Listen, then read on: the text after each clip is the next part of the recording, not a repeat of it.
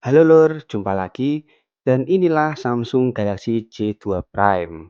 HP yang pernah booming di zamannya. Bukan karena kelebihannya, tapi kekurangannya. Apalagi kalau bukan internalnya cuma 8 GB. Dirilis tahun 2016 dengan harga 1,7 jutaan. Samsung terlalu berani sih memberikan internal sekecil itu. Tapi faktanya HP ini cukup laris di pasaran. Mungkin daya tarik dari brand Samsung juga berpengaruh ya. Sampai sekarang pun HP ini masih dimendang-mendingin. Mending Samsung J2 Prime, mending Samsung J2 Prime, mending Samsung J2 Prime. Ya, Anda pasti nggak asing lah dengan kata-kata itu. Setelah bertahun-tahun, saya menyadari kalau desain HP ini tuh nggak buruk-buruk amat sebagai ponsel entry level. Dengan balutan warna hitam, HP ini terlihat keren, ganteng, dan klasik. Beratnya 160 gram, untuk material bodinya sebagian besar plastik. Kalau depannya udah pasti kaca lah ya. Kalau dilihat layar ini sangat reflektif ya, sampai bisa buat ngaca loh. Ini tipikal layar ponsel murah lah. Untuk frame sampingnya dibuat glossy yang mengkilat.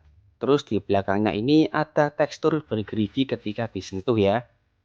Hasilnya dia nggak terlalu licin dan menambah grip di tangan lebih mantap lagi. Desain Samsung zaman dulu emang menyenangkan, punya ciri khas dan karakter yang kuat. Bahkan jika dilihat dari jauh pun mudah dikenali kalau itu adalah ponsel dari Samsung. Jika kita melihat di GSM Arena ada dua versi internal, yaitu 8 GB dan 16 GB. Setahu saya yang masuk di Indonesia hanya varian 8 GB. Koreksi aja kalau salah. Setelah saya pakai beberapa hari, terus saya install beberapa aplikasi, internalnya tersisa sekitar 200-an megabyte. Bahkan kemarin-kemarin sempat nol internalnya. Efeknya, banyak aplikasi yang nggak bisa digunakan. Solusinya pakaiin aja microSD dan transfer penyimpanan dari perangkat ke memori eksternal. Prosesnya tergantung seberapa besar kapasitasnya ya. Makin tinggi, makin lama juga prosesnya. HP ini juga masih support banyak aplikasi seperti Facebook, Instagram, TikTok, WhatsApp, baik yang reguler ataupun bisnis. Aplikasi belanja kayak Shopee ataupun Tokped juga masih bisa. Tapi karena kendala internal yang kecil tadi, hanya beberapa aplikasi saja yang bisa diinstal. Belum lagi performanya lemot parah ya, namanya juga HP kentang. Di Android 6 ini dia sudah nggak support aplikasi YouTube. Kalau nggak salah minimal Android 8 baru bisa. Aplikasi alternatif lain bisa pakai GoTube, feel-nya kurang lebih sama lah. Atau kalau maksa bisa lewat aplikasi Chrome. Ya, yang mau manapun bebas lah, yang penting bisa nonton video ya lur. Samsung Galaxy J2 Prime menggunakan Grace UI. UI ini menawarkan tampilan yang lebih segar, bersih, dan minimalis, dengan beberapa fungsi tambahan untuk meningkatkan pengalaman pengguna.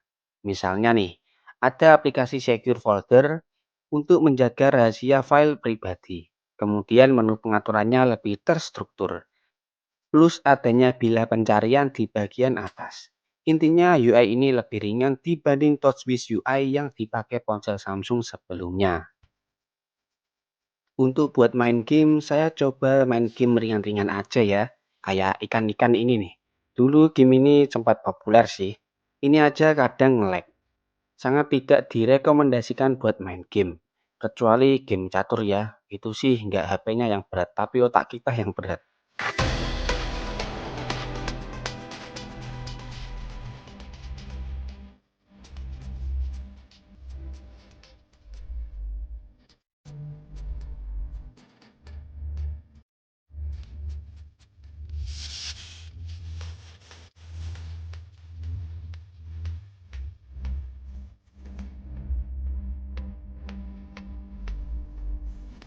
Untuk HP ini tidak memiliki pemutar musik bawaan, hanya mengandalkan Google Play Music.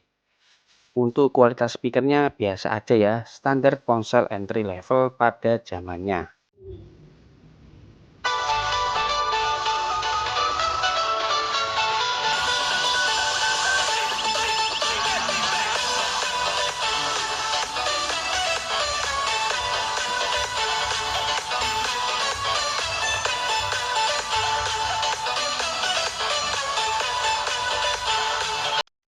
Kamera depannya beresolusi 5 megapiksel, belum autofocus, namun punya LED flash. Zaman dulu tren selfie emang lagi gencar-gencarnya lah. Banyak produsen memberikan fitur lebih di kamera depannya, seperti punya wide angle yang lebih luas, ataupun penambahan LED flash. Kalau di brand sebelah ada Sony Xperia C5 Ultra. Itu cakep sih. Dan berikut adalah hasil foto dari kamera depan Samsung Galaxy J2 Prime. Ini adalah hasil dari perekaman video dari Samsung Galaxy J2 Prime.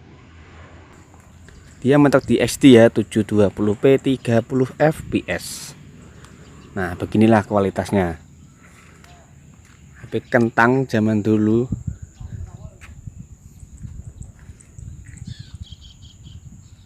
Nah, untuk kamera belakangnya beresolusi 8 megapiksel. Pastinya sudah autofocus dan ada LED flash. Di sini fiturnya ada Pro, Panorama, HDR, dan terakhir Sound and Shoot.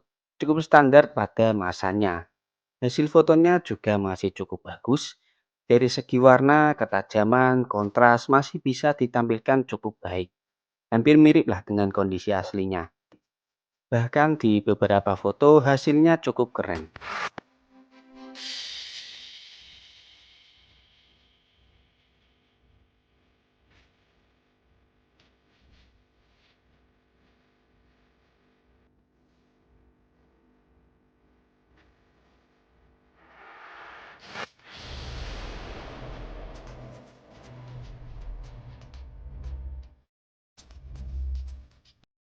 Untuk perekaman kamera belakangnya sama dengan kamera depannya.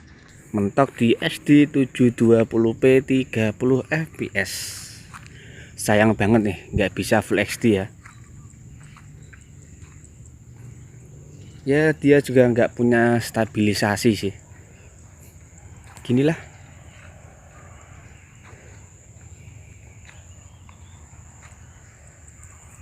Samsung Galaxy J2 Prime, HP kentang pada masanya. Dengan internal yang sempit, penggunaannya jadi lebih terbatas. Mungkin HP ini hanya cocok buat orang tua yang nggak ngerti tentang HP ya.